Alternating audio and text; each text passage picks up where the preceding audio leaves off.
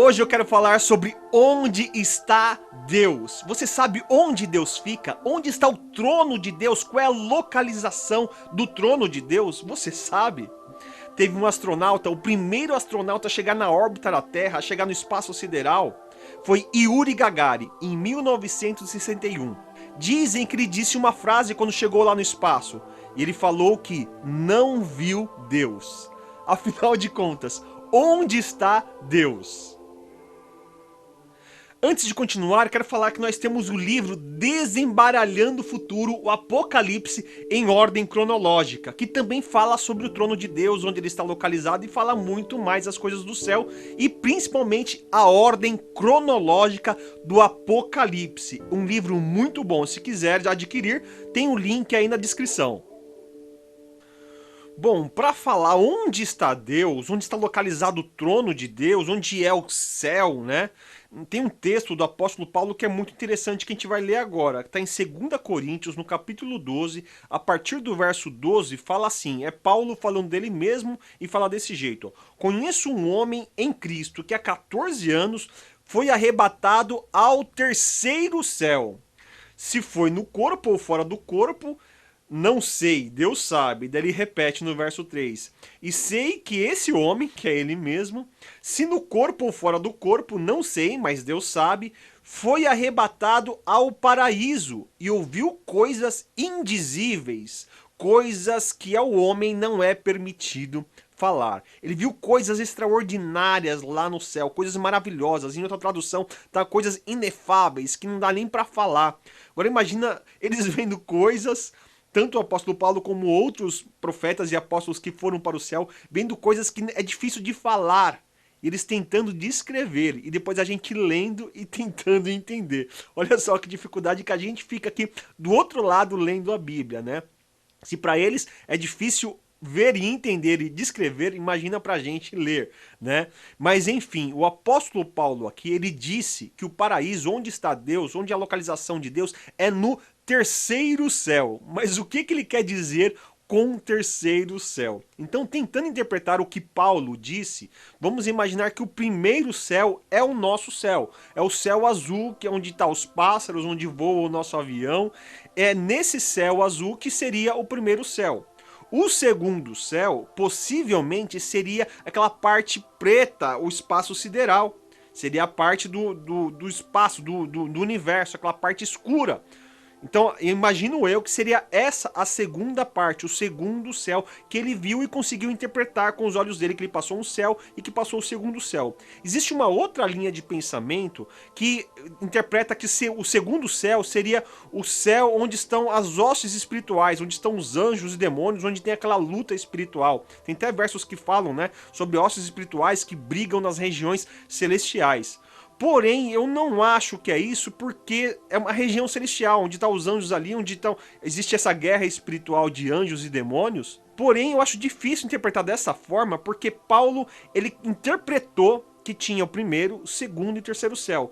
E se era um mundo espiritual, o que ele conseguiu ver para interpretar que seria o segundo céu? Então eu acho mais coerente pensar, pode ser que sim, pode ser que não, mas pensar que o segundo céu seria exatamente o espaço sideral, a parte preta do universo aí que a gente até conhece pela ciência, tá? Esse seria o segundo céu. E agora sim, o terceiro céu é outro local, onde não chegou o astronauta Yuri Gagarin.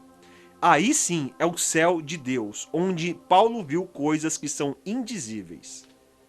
Se o astronauta Yuri Gagarin conhecesse o texto bíblico, que Deus está no terceiro céu, ele não teria falado aquela besteira, né? Chegou no espaço sideral, não vi Deus. Todo inteligente, não vi Deus. Não sabe nada, inocente, não conhece o texto bíblico, né? Passou vergonha. Bom, então agora para entender o que é o terceiro céu, onde está o trono de Deus, onde Deus mora, vamos ler em Apocalipse 21, no verso 2, que diz assim, ó. Vi também a cidade santa, a nova Jerusalém, que descia do céu da parte de Deus. A nova Jerusalém, ela vem do céu. E esse céu aqui não é o céu celestial. Vamos explicar. Porque essa palavra original aqui, céu, ela é oranos, que no original grego ela tem sentido de céu, do céu do nosso firmamento, desse céu azul nosso. Então João está enxergando, está vendo a cidade santa vindo neste céu, descendo no nosso céu desta terra. Continuando do texto, você vai ver que é bem isso, tá? E quando fala que da parte de Deus, é com a autoridade de Deus, vindo com conhecimento de Deus, vindo porque Deus quer, isso é da parte de Deus, e não de um pedaço de Deus, de um lugar do céu de Deus. Por que que é muito fácil de entender isso? Continuando o texto, nós vamos ver que Deus está na Nova Jerusalém. Então não tem como ele vir de uma parte de Deus ou de uma parte do céu, porque Deus está dentro da Nova Jerusalém. E entendendo isso, vai ficar mais claro o restante da leitura. Vou repetir o verso e continuar a leitura. Vi também a cidade santa, a Nova Jerusalém, que descia do céu da parte de Deus, ataviada como noiva adornada para o seu esposo. Então ouvi grande voz que vinha do trono dizendo: Eis o tabernáculo de Deus com os homens. Deus habitará com eles. Eles serão povos de Deus, e Deus mesmo estará com eles. Essa é a interpretação, porque na cidade santa, a Nova Jerusalém está vindo e agora Deus estará com eles. Deus está na Nova Jerusalém, sim, para confirmar, deixar bem claro isso, vamos ler no capítulo 22, que diz dessa forma no verso 1. Então o anjo me mostrou o rio da água da vida, que, claro como cristal, fluía do trono de Deus e do Cordeiro. Da onde sai a água da vida, que faz o rio da vida que banha a cidade da Nova Jerusalém inteirinha? Esse rio sai do trono de Deus. É a fonte inesgotável de vida para toda a Nova Jerusalém. Continuando. No meio da rua principal da cidade, de cada lado do rio, estava a árvore da vida, que frutifica 12 vezes por ano, uma por mês. As folhas da árvore servem para a cura das nações. Então a árvore da vida, que está às margens do rio da vida, que está no paraíso, então eles são banhados pela água que sai do trono de Deus. No verso 3. Já não haverá maldição nenhuma. O trono de Deus e do Cordeiro estará na cidade, e os seus servos o servirão. Esse texto deixa bem claro que o trono de Deus está na Nova Jerusalém. É lá que Deus mora, é lá que Deus está, é lá que Deus tem o seu trono, a sua glória, na Nova Jerusalém. Então a Nova Jerusalém que foi interpretada e chamada por Paulo como o terceiro céu. E João chama aqui da cidade santa, a Nova Jerusalém, onde Deus está, o paraíso. E talvez esteja na sua cabeça pensando, puxa, mas se o céu é a Nova Jerusalém, então é uma cidade. Ela tem medidas, ela tem limitações, ela não é um céu infinito que não tem limitações. Não, não é. Mas nem por isso deixou de ser o céu, o paraíso, aquela grandiosidade de Deus. Porque a gente tem o costume de pensar da forma, às vezes, terrestre, né? Quando a gente olha para o nosso céu, aos nossos olhos, parece infinito, o nosso céu azul. A gente não vê o limite de altura, a gente não vê o limite de comprimento, a gente não vê, parece... O nosso céu azul parece que ele é infinito. Mas nós sabemos que ele é finito, ele tem limitação. Ele fica só sobre a face da Terra, ele fica sobre o globo, né? E tem a limitação da altura. No máximo aí 800 quilômetros de altura, que é muito alto, mas é limitado. Até mesmo o universo, que há pouco tempo atrás nós não tínhamos entendimento e achava que o universo era infinito, que não tinha dimensões, hoje cientificamente falando, o universo tem dimensões. Ela tem limitação, não é infinito. E o céu de Deus, o terceiro céu, o paraíso, também tem medidas. É a Nova Jerusalém. Parece que estamos diminuindo, mas não estamos. Parece que estamos simplificando, mas não estamos. Continua grandioso, continua com coisas inefáveis, coisas que o seu pensamento não consegue imaginar, de tão lindo, tão maravilhoso, tão grandioso é a Nova Jerusalém. Mas nem por isso devemos negar uma verdade bíblica que está escrito em Apocalipse, Apocalipse 21, no verso 15, diz assim, ó. O anjo que falava comigo tinha como medida uma vara feita de ouro, para medir a cidade, suas portas e os seus muros. A cidade era quadrangular, de comprimento e larguras iguais. Ele mediu a cidade com a vara. Tinha 2.200 quilômetros. Em outra tradução, no original, 12.000 estádios. 12.000 estádios, convertendo para quilômetros, que é o que a gente usa hoje para medir, né? Dá 2.200 quilômetros de comprimento, largura e de altura. É muito gigante, mas tem medida. É muito grande. Inclusive, para você entender essa questão do tamanho e da altura, tem um vídeo que eu falo mais sobre isso aqui. Esse vídeo aqui é muito legal, vou deixar o link para você assistir esse vídeo. E para completar aqui, ó, ele mediu o muro e deu 75 metros de espessura, segundo a medida humana que o anjo usava. Então o anjo mediu com medidas que são humanas, que faz parte do nosso entendimento. Se ele medisse uma medida dele, que a gente não teria como comparar com medir, não faria sentido nenhum, porque tem uma medida lá que pra gente não ia ter sentido. A gente não ia saber o valor. Mas ele mediu, deu 12.000 estádios, convertendo 2.200 quilômetros de altura, comprimento e de largura. Tem dimensão. Mas repetindo, nem por isso diminuiu a cidade. Você não sabe o que tem lá, você não sabe como é maravilhoso. Pra gente que pensa, ah, tem tamanho. Calma lá, gente. Vamos pensar. Agora, outra coisa. Deus, que é tão gigante, Deus é tão grande, ele está com o seu trono lá na cidade santa, nessa cidade que tem medidas. O trono de Deus está lá. Como pode isso se Deus é tão grande? Será que estamos limitando Deus, diminuindo, simplificando Deus se falarmos que ele está num trono dentro da Nova Jerusalém? De forma nenhuma. Que a gente fica com esse pensamento que Deus é grande, Deus é gigante, e a gente não pode nem ver de tão grande que é. Sim, Deus é grande, é maior do que você imagina. Só que ele tem um local e tem o seu trono, está na Nova Jerusalém. Só que ao mesmo tempo, isso não fecha ele ali. Isso não limita ele dentro da Nova Jerusalém. Ele não está fechado em 4 paredes, não. Ele ultrapassa tudo isso. E ele é muito maior do que você imagina. Como isso? Deus, ele é espírito. Puxa, mas se ele é espírito, como é que ele está num trono? A gente não entende.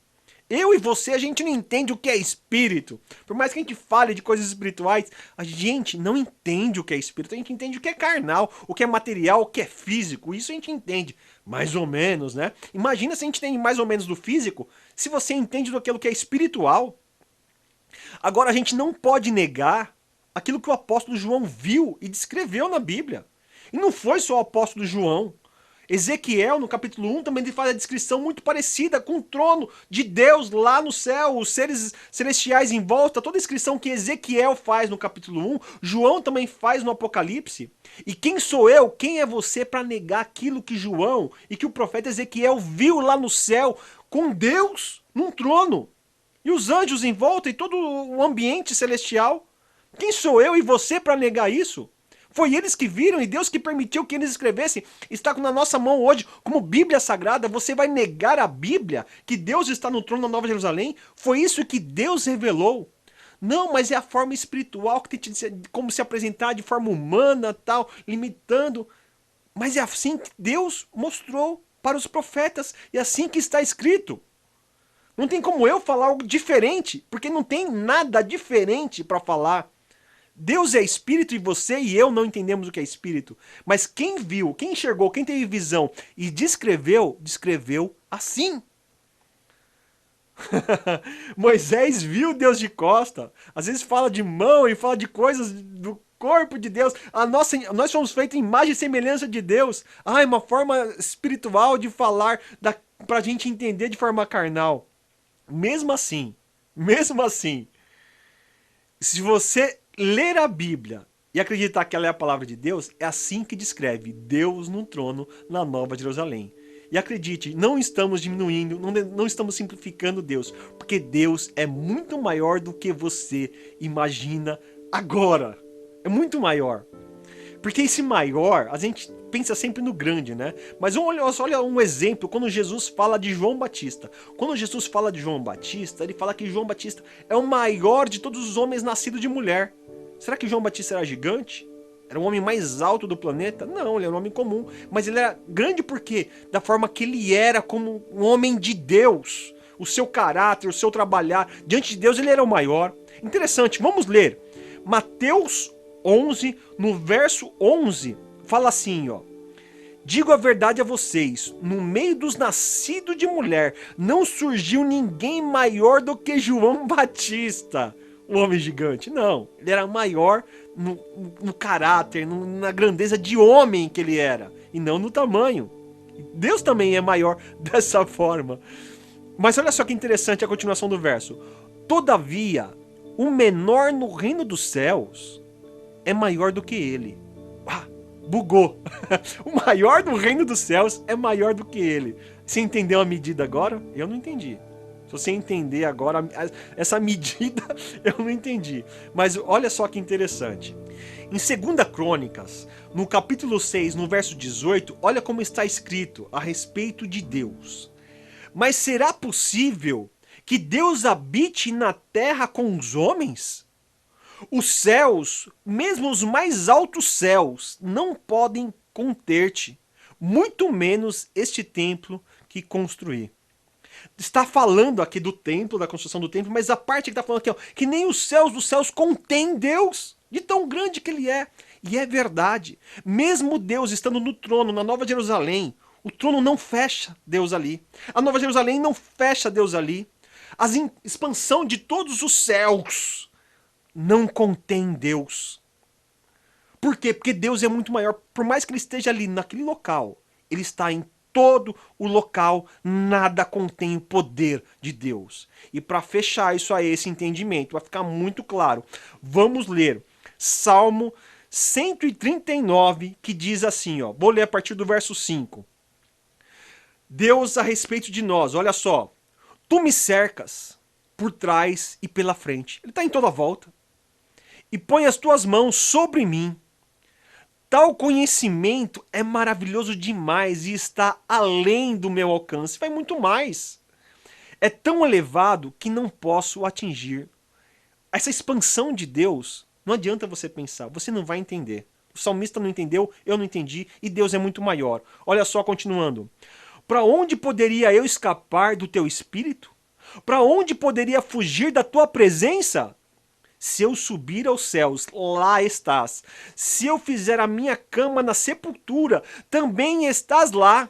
Se eu subir às asas da alvorada e morar na extremidade do mar, mesmo ali, a tua mão direita me guiará e me sustentará.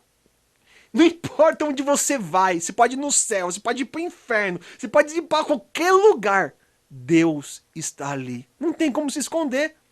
Isso pensando fisicamente no espaço que a gente tem, né? Mas Deus vai muito além. Eu quero ler os versos anteriores. O mesmo Salmo 139, no verso 1, diz assim: Senhor, tu me sondas e me conheces. Sabes quando me assento e quando me levanto. De longe percebe os meus pensamentos. Sabe muito bem quando trabalho e quando descanso. Todos os meus caminhos são bem conhecidos por ti. Antes mesmo que a palavra chegue à minha língua, tu conheces inteiramente, Senhor. Deus não só sabe onde você está, mas Ele te sonda por dentro. Ele sabe o que você pensa antes de você pensar. Antes de você colocar a palavra na sua boca, Deus já sabe. Deus sabe tudo sobre você. Agora você entendeu que Deus não está limitado ao espaço dele no trono lá na Nova Jerusalém? Ele vai muito mais. Ele está muito mais perto de você e te conhece mais do que você mesmo. Ele te conhece muito mais do que a sua esposa, do que o seu esposo. Ele te conhece mais do que o seu filho, te conhece mais do que a sua mãe. Ele te conhece mais. Ele sabe aquilo que você vai pensar ainda. Deus é maior do que tudo. Aleluia. Como é bom falar sobre as coisas maravilhosas que Deus tem preparado para nós no futuro, na Nova Jerusalém, no céu, as coisas de Deus. E é por isso que eu vou continuar falando sobre esse tema nos próximos vídeos. Porque é muito importante, ainda mais nesse tempo difícil que nós estamos vivendo, e ainda que a tendência é complicar, nós precisamos ter esperança sobre as coisas que Deus tem preparado para nós no céu. E por isso que eu vou continuar falando sobre esse tema. Então se inscreva no canal, aperta o sininho, dá seu like aí para assistir os próximos vídeos também. E lembrando que temos o livro Desembaralhando o Futuro, o Apocalipse em Ordem Cronológica. Se você ainda não tem, na descrição desse vídeo aqui tem o link para você adquirir este livro. Então me despeço por aqui, fica com Deus e até o próximo vídeo.